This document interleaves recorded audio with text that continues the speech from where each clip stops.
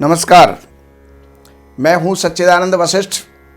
सज्जनों, जो आपके सामने ये जो नक्शा रखा हुआ है, ये एक उत्तरमुखी मकान का, और उसमें भी 25 बाई 83 का प्लॉट का ये नक्शा है, जिसके अंदर 4 बेडरूम है।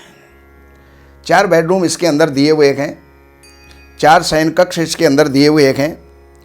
अब ये है 25 फुट चौड़ा और 83 फुट लंबा गहरा। तो वास्तु के अनुसार ये नहीं होना चाहिए। वास्तु का सिद्धांत है, वास्तु का सूत्र है कि जितनी चौड़ाई है उससे 1.5 गहराई ठीक होती है, उससे दुगनी गहराई लगभग 100 होती है, लेकिन उससे अधिक अगर गहराई है तो वो शुभ नहीं हुआ करता। तो ये जो प्लॉट है ये 25 बाई 83 का है, 3 गुने से भी ज़्यादा का है, 3.25 गुने का है।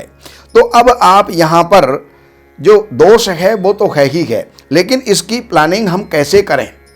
ये उत्तराभिमुख मकान है, उत्तर की तरफ ये फेस करता है। उत्तर की तरफ से जो है यहाँ दक्षिण में एंट्री होती है, और यहाँ नीचे पार्किंग है, कार पार्किंग है। क्योंकि बड़े बड़े शहरों के अंदर गाड़ी की पार्किंग की सबसे बड़ी समस्या होती है, तो इसलिए आजकल जितने भी जो निर्माणकर्ता हैं, आर्किटेक्चर हैं, वो सब पार्किंग की योजना बना करके चलते हैं। तो यहाँ पर ये पार्किंग है, सारी पार्किंग है।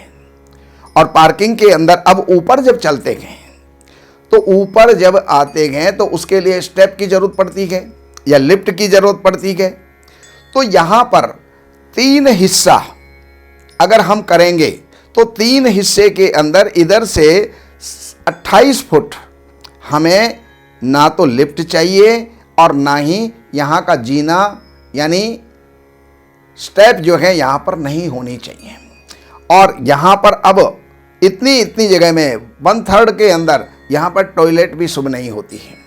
वैसे तो मकान में टॉयलेट कहीं भी शुभ नहीं होती।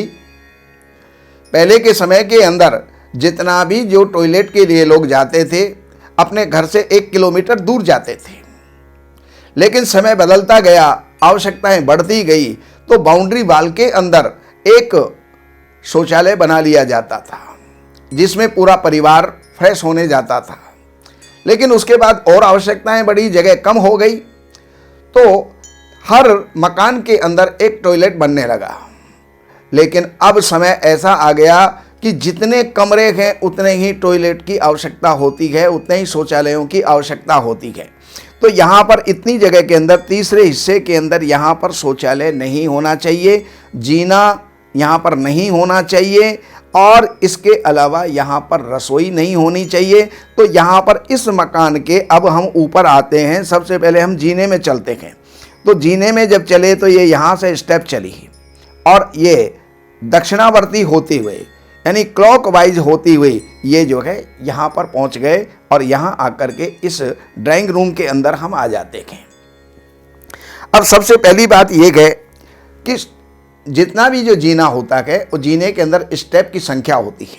एक तो सम संख्या नहीं होनी चाहिए, अर्थात 10, 16, 20, 24 ये उसके अंदर नहीं होनी चाहिए। उसके अंदर विषम संख्या होनी चाहिए, और विषम संख्या के अंदर आते हैं 11, 13, 15, 17, 19, 21 स्टेप उसके अंदर होने चाहिए, और दक्षिणावर्ती अर्थात क्लॉकवाइज घूमते हुए वहाँ पर होना चाहिए।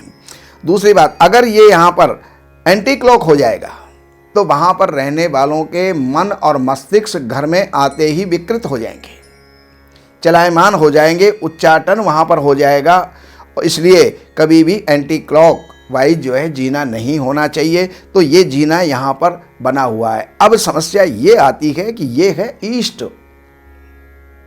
अर्थात पूर्व, और एकदम पूर्व के अंदर बीचों बीच जो है जीना नहीं बनना चाहिए, और ये जीना बीचों बीच यहीं पर बना हुआ है। तो अब हमें कुछ प्लानिंग ऐसी करनी चाहिए कि इस जीने को थोड़ा और इधर खिसकाएं, जहां पर कि ये किचन है। लेकिन अब किचन को अगर यहाँ पर लाते हैं, किचन तो यहाँ पर है, लेकिन जीना यहाँ पर लाते हैं तो किचन कहाँ पर लेकर के जाएंगे, रसोई कहाँ पर लेकर के जाएंगे, क्योंकि आखिरी के अंदर भी एक बेडरूम बना हुआ है। तो यहाँ पर किचन अपनी सही जगह पर है, बेडरूम भी अपनी सही जगह पर है। ये बेडरूम भी आपका सही है जो कि साउथ ईस्ट का है, ये साउथ वेस्ट का है, और दोनों में शयन की स्थिति भी बढ़िया है। यहाँ पर ईस्ट में सिर है, पश्चिम में जो है पैर है, यहाँ पर पश्चिम में सिर है, पूर्व के अंदर यहाँ पर पैर हैं, तो ये भी आपका ठीक है। और ये आपके दोनों कमरों के बीच की गैलरी है, यहाँ पर बालकोनी है, वॉशिंग रूम भी आप, वॉशिंग स्पेस भी आप इसको कह सकते हो, कपड़े धोने के लिए भी आप इसको कह सकते हो। अब इसके अंदर भी टॉयलेट यहाँ पर जो है साउथ ईस्ट के अंदर बना हुआ है, साउथ वेस्ट के अंदर बना हुआ है। तो वास्तु ये कहता है कि साउथ वेस्ट के अंदर, प्रॉपर साउथ वेस्ट के अंदर पॉट नहीं होना चाहिए, उसका नवा हिस्सा वहाँ से छोड़ देना चाहिए, तो जिससे कि वो शुद्ध जगह पर आ जाए, क्योंकि ये पितृ स्थान होता है। और पितृ स्थान पर अगर पोट होता है, शौचालय का पोट होता है, तो वहाँ पर होता क्या है, पितृदोष लग जाता है, संतान होने में दिक्कत, आर्थिक स्थिति में दिक्कत, परिवार के अंदर सामंजस्य बनाने के अंदर दिक्कत, बहुत सी जो है दिक्कतें उसके अंदर आती हैं। इसलिए यहाँ से लेकर यहाँ तक नवा हिस्सा छोड़ करके और हमें ये अपना पोट बनाना चाहिए, और वही स्थिति यहाँ पर आ जाती है। तो ये दो शौचालय यहाँ पर बनाना परम आवश्यक था, इसलिए वहाँ पर जो है ये बनाया गया। अब किचन जो है ये हमारी सही सही जगह पर है, और इस किचन के अंदर भी पूर्वाभिमुख होकर के और भोजन बनाना चाहिए, जिससे कि बनाने वाला, बनाने वाली, उस भोजन को करने वाले सबका स्वास्थ्य ठीक रहता है। तो इस प्रकार से यहाँ पर ये बनाया जाए। यहाँ और एक प्लेटफॉर्म के ऊपर दोनों चीज़ नहीं होनी चाहिए, यानी गैस का चूल्हा भी हो और सिंक भी वहीं पर हो, पानी का स्थान भी वहाँ पर हो। एक प्लेटफॉर्म पर वहाँ पर वो नहीं होना चाहिए, उससे घर के अंदर क्लेश होते हैं, झगड़े होते हैं, विवाद होता है।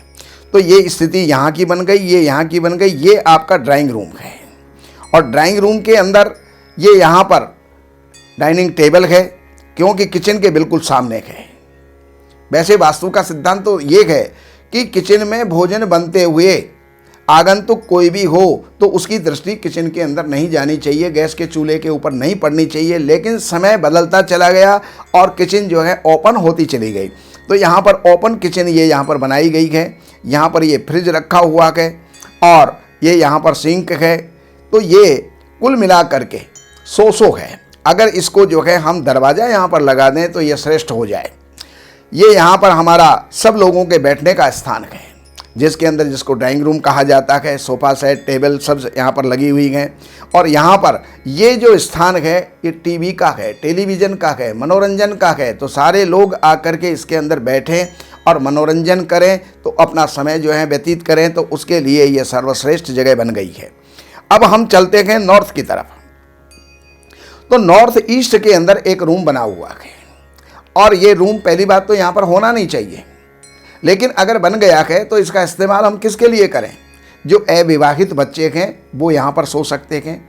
यहाँ पर मंदिर हम बना सकते हैं, और मंदिर के साथ साथ हम यहाँ पर पूजा कक्ष के साथ ध्यान, योग और पढ़ाई के लिए, अध्ययन के लिए भी हम ये रूम प्रयोग कर सकते हैं। यानी छोटे बच्चों को, पढ़ने वाले बच्चों को ये हम रूम दे सकते हैं।